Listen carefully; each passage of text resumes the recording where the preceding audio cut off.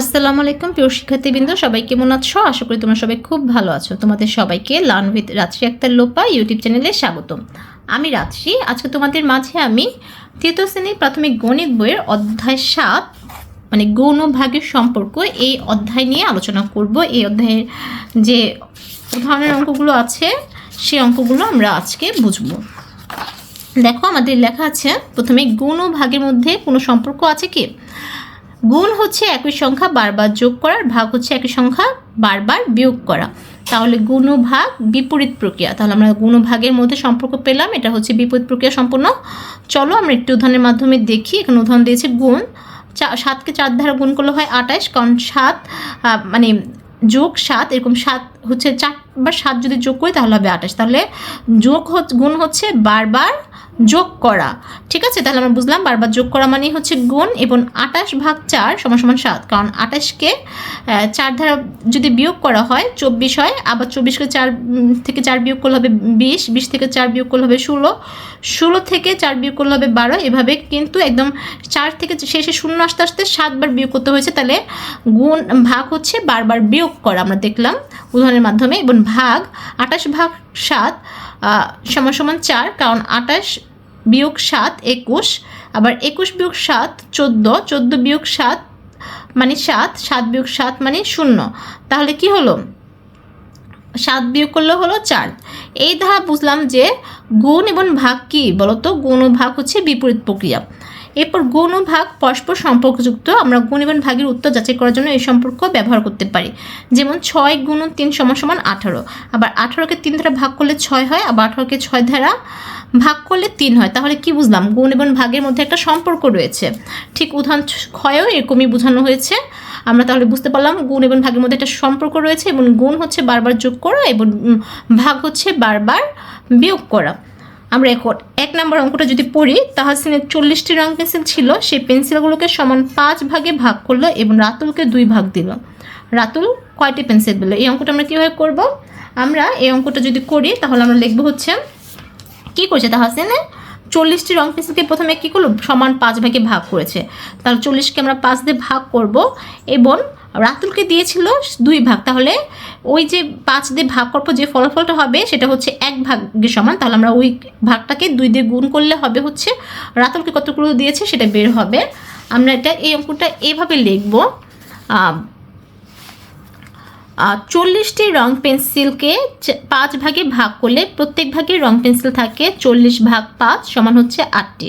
রাতুলকে 2 ভাগ দিলে রাতুল পায় 8 গুণ 2টি সমান 16টি। তাহলে রাতুল কতটি পায়? 16টি। উত্তর হচ্ছে 16টি। আশা করছি অঙ্কটা বুঝতে পেরেছ। এর পরের অঙ্ক যদি দেখি, পরে দেখি 79 পৃষ্ঠাতে কি আছে। 79 পৃষ্ঠাতে রয়েছে, মানে যেভাবে করেছে সেগুলো হচ্ছে বের করে দিয়েছি। কীভাবে রাতুলকে দেওয়া হলো পেন্সিলের সংখ্যা বের করা যায় তা ভেবে দেখি। আমার মনে হয় প্রথমে সমান 5 ভাগ করার জন্য 40কে 5 দিয়ে ভাগ করতে হবে। আমি নিচের মতো করে ভাগ করে প্রতি ভাগে 8 পেয়েছি। আমি যেভাবে করেছি সেভাবে রাতুলকে 2 ভাগ পেন্সিল দিলে দিতে হলে যে ভাগফল পেয়েছি সেটিকে 2 দিয়ে গুণ করতে হবে। 8 গুণন 2 সমান 16। রাতুল 16টি পেন্সিল পেল। তারপর 2 নম্বর হচ্ছে তুষারদের বিদ্যালয়ে অনুষ্ঠানে 20 জন অতিথির জন্য প্রত্যেককে একটি করে কলম দেওয়া হবে। তৃষা 120 টাকা খরচ করে 20টি কলম আনলো। শিক্ষক পরে তাকে আরও 5টি কলম কিনতে বলেন। তাহলে আরও কত টাকা লাগবে? এই অঙ্কটা আমরা কীভাবে করব? এই অঙ্কটা হচ্ছে আমরা জানি আগে বের করব হচ্ছে 20টি কলমের দাম দেওয়া আছে কিন্তু কত টাকা? 120 টাকা। 120 টাকা দিয়ে 20টি কলম আনো, তাহলে 20টি কলমের দাম হচ্ছে 20 টাকা। তাহলে আমাদের একটি কলমের দাম বের করতে হবে প্রথমে, তারপর একটি কলমের দাম বের করলে কিন্তু আমরা 5টি কলমের দাম বের করতে পারবো। তাহলে আমরা এই অঙ্কটা লিখবো হচ্ছে 20টি কলমের দাম 120 টাকা, সুতরাং একটি কলমের দাম 120 ভাগ 2 টাকা। 120কে 2 দিয়ে ভাগ করলে হবে হচ্ছে 6 টাকা। আমি একটু সহজ প্রকৃতিতে ভাগ যদি করে দিই, তোমরা 0 ছাড়া ভাগ করবে। 2কে 12, তাহলে 0 ছাড়া হলো হচ্ছে 12। 2কে 12 দ্বারা ভাগ করলে হবে হচ্ছে 2 নামটা পড়বে, দেখবে 12 থেকে শেষে মিলে সরি এখানে 20। আচ্ছা, প্রথমে 0 2 পাশেই 0 ছাড়া ভাগ করব। তাহলে এই পাশে হলো 2, ভাজ্য হচ্ছে 2 আর ভাজ্য হচ্ছে 12। তাহলে আমরা 0 2 পাশেটা বাদ দিয়ে ভাগ করলে কত হবে? 2 একে 2, 2 দুগুণে 4, 3 দুগুণে 6, 4 দুগুণে 8, 5 দুগুণে 10, 6 দুগুণে 12। তাহলে মিলে গেছে। আমরা 2 পাশ থেকে 0 বাদ দিয়ে দিয়েছি, তাহলে হচ্ছে 6। এইভাবে তোমরা ভাগ করবে। 2 পাশে 0 থাকলে 2 পাশে 0 বাদ দিয়ে ভাগ করবে, যেটা উত্তর হবে সেটাই হবে সঠিক উত্তর, ঠিক আছে। তারপর শিক্ষক পরে 5টি কলম কিনতে বললেন, অতএব 5টি কলমের দাম হচ্ছে, যেহেতু একটি কলমের দাম হচ্ছে 6 টাকা, তাহলে 5টি কলমের দাম হচ্ছে 6 গুণন 5 টাকা সমান হচ্ছে 30 টাকা। অতএব তিশা আরও 30 টাকা লাগবে, উত্তর 30 টাকা। আশা করি এই অঙ্কটা তোমরা বুঝতে পেরেছ। এরপর দেখো 12/2 গুণন 6 হিসাবটিকে কীভাবে করা যায়, এই হিসাবটি করার জন্য নিচের নমুনাটি ব্যবহার করি। তাহলে আমাদের কী লিখতে হবে এখানে, 12/2 গুণ 6। নমুনাতে গুণ এবং ভাগ প্রক্রিয়ার ব্যবহার আছে, কোনটি আগে বের করব ভেবে দেখি।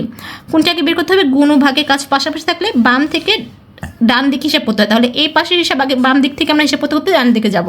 তাহলে যদি বাম দিক থেকে হিসাব করি, 12কে 2 দিয়ে আগে ভাগ করতে হবে, তারপর গুণ করতে হবে। তাহলে 12কে 2 দিয়ে ভাগ করলে কী হবে, 6 হবে, এবং 6কে 6 দিয়ে গুণ করলে হবে হচ্ছে 6 6 36। আর তা আশা করি বুঝতে পেরেছো এটা। আর ঠিক এরকম করে আমরা কি করব, খালি ঘরগুলো পূরণ করব, 4টি খালি ঘর আমরা পূরণ করব।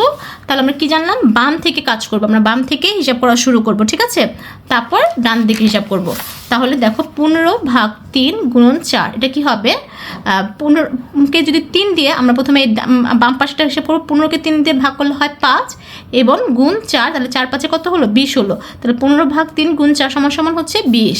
তারপর 2 নাম্বার 45 গুণ 4/2, এখানে কিন্তু গুণটা আগে করতে হবে, আমাদের কি করতে হবে, বাম দিক হিসাব আগে করতে হবে। 45কে 4 দিয়ে গুণ করলে হয় 180 ভাগ 5, 180কে 5 দিয়ে ভাগ করলে হয় 36।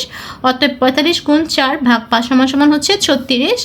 এরপর হচ্ছে 23 গুণন 4/2, আমরা প্রথমে 23 গুণন 4 করবো, বাম পাশে হিসাব করবো আগে।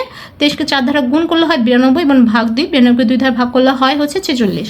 অতএব 23 গুণ 4/2 সমান 46। এরপরে হচ্ছে 63/7 গুণ 6, তাহলে এই ক্ষেত্রে আমরা ভাগের হিসাবটা আগে করবো, বাম পাশে ভাগ আছে। তাহলে 63কে 7 দ্বারা ভাগ করলে হয় 9 এবং 9-এর সাথে গুণ করতে হবে 6, 6 9 54। তাহলে কত হলো, 54 হলো উত্তর। আশা করছি তোমরা এই টাইপের অঙ্কগুলো করতে পারবে।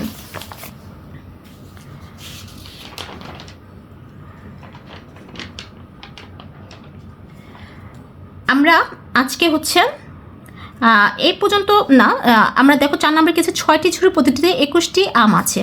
আমগুলো 14 জনের মধ্যে ভাগ করে দিলে প্রত্যেকে কয়টি করে আম পাবে।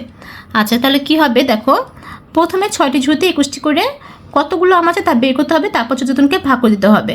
তাহলে সমাধানটি হবে আমের সংখ্যা গুণন ঝুড়ির সংখ্যা ভাগ জনের সংখ্যা। তাহলে গাণিতিক বাক্য কী হবে, 21, প্রথমে ভাগ করতে হবে 14 জনের মাধ্যমে 21, প্রথমে হচ্ছে 21কে 6 দিয়ে গুণ করতে হবে এবং ভাগ করতে হবে 14। তাহলে 21কে 6 দিয়ে গুণ করলে হবে হচ্ছে 126 ভাগ 14, আমাদের 14 গুণনটা ব্যবহার করলে আমরা পাবো হচ্ছে 9। এরপর দেখো 30টি চকোলেটের 4টি প্যাকেট কিনে তোমার 15 জন বন্ধুর মধ্যে সমান ভাগে ভাগ করে দিলে প্রত্যেকে কতটি করে চকলেট পাবে। আচ্ছা, 30টি চকোলেটের মধ্যে 4টি প্যাকেট কিনে তোমার 15 জন বন্ধুর মধ্যে ভাগ করতে হবে। তাহলে চকলেটের 4টি প্যাকেট কিনতে 30কে কত দিয়ে গুণ করতে হবে বলো তো, প্রথমে আমাদের গুণ করতে হবে 30 গুণন 4, তারপর আমরা কি করব, ভাগ দেব, কয়জনকে ভাগ করে দিতে হবে, 15 জনকে। তাহলে আমরা বাম পাশে হিসাব আগে করবো, 30কে 4 দিয়ে গুণ করলে হয় হচ্ছে 120 এবং 120কে কী করতে হবে, ভাগ করতে হবে 15 দ্বারা। তাহলে 115 দ্বারা যদি ভাগ করি তাহলে প্রত্যেকের সংখ্যা বের হবে। 15কে যদি 120 দ্বারা ভাগ করি তাহলে আমাদের কী হবে, 15 নামটা পড়তে হবে, 15কে 15, 15 দুগুণে 30, তারপর 3 15 45, 4 15 60, 5 15 75, 6 15 কত, 6 15 হচ্ছে 90 এবং 6 15 90, 7 15 হচ্ছে 105 এবং 105 এবং 8 15 কত, 120। তাহলে 8টি, প্রত্যেকে 8টি করে চকলেট পাবে।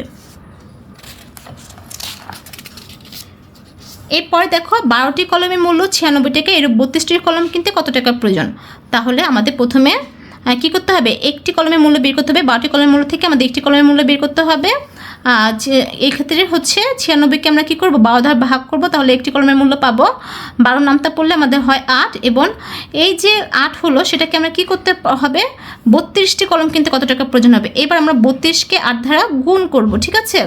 32কে 8 দ্বারা বের করতে হলে 8 32 দিয়ে গুণ করলে হয় হচ্ছে 256, কলমের মূল্য হবে 256 টাকা। আশা করি এটা বুঝতে পেরেছো। এরপরে হচ্ছে 13টি কলার দাম 117 টাকা হলে 24টি কলা কিনতে কত টাকা লাগবে। তাহলে আমাদের প্রথমে কী করতে হবে, ধাপে একটি কলার দাম বের করতে হবে। 117কে কী করতে হবে, ভাগ করতে হবে 13 দ্বারা। 117 ভাগ 13। আমরা 117কে 13 দ্বারা ভাগ করলে কত হবে? এটা আমরা যদি রাফ করে হিসাব করি, ধর আমরা এখানে একটু রাফ করলাম, 13 দ্বারা ভাগ করলাম কতকে? 117কে 13 ভাগ 117, আমরা 13 নামটা গুনবো, 13কে 13, 13 দুগুণে 26, 3 13 হচ্ছে 3 তিরিকে 9, তাহলে মিলে না কিন্তু। তারপর 4 3 হচ্ছে 12, 3 4 12, 5 3 5 15, তারপর হচ্ছে 5 3 5 15, তারপর হচ্ছে 6 3 6 18, 3 7 21, 3 8 24, 3 9 27। দেখো 27 কিন্তু শেষে 7 এবং এখানেও 7, তাহলে আমরা কী করবো? 9 দিয়ে হবে, তাহলে 3 9 27 7, হাতে থেকে 2, 9কে 9 আর 2 হচ্ছে 11। আমরা কিন্তু পেয়ে গিয়েছি। আমরা এইভাবে হিসাব করব, 3-এর নামটা গুনতে থাকবো, পুরোপুরি 13 নামটা যদি না পারি, তাহলে কত হলো? 117 হলো। 117 গেলে থাকে হচ্ছে 0, তাহলে 9 হবে উত্তর। তাহলে কি হবে? 9 টাকা হচ্ছে একটি কলার দাম। এবার 9কে কত দিয়ে গুণ করতে হবে? 9কে হচ্ছে পরের ধাপ হচ্ছে 24কে কী করতে হবে? গুণ করতে হবে 9 দ্বারা। 24কে 9 দ্বারা গুণ করলে কি হবে বলো তো? আমরা হচ্ছে 4 নং কত? 36-এ 6, হাতে থাকে হচ্ছে 3, তারপর হচ্ছে 9 দুগুণে 18, 18 3 হচ্ছে 21, তাহলে কত হলো? 216 টাকা লাগবে আমাদের। তাহলে এটার উত্তর আমরা পেয়ে গেছি। আমরা আজকে এই পর্যন্ত উত্তর মানে শেষ করবো। এরপরের পরের প্রশ্নগুলোর উত্তর আমরা আগামীকাল জানতে পারবো। আচ্ছা, আজকের ক্লাসটি এই পর্যন্ত। সবাই কেমন লেগেছে অবশ্যই কমেন্টস করে জানাবে। ভিডিও ভালো লাগলে অবশ্যই সাবস্ক্রাইব করবে এবং লাইক কমেন্টস শেয়ার করবে। সবাই ভালো থাকবে, সুস্থ থাকবে। আল্লাহ হাফেজ।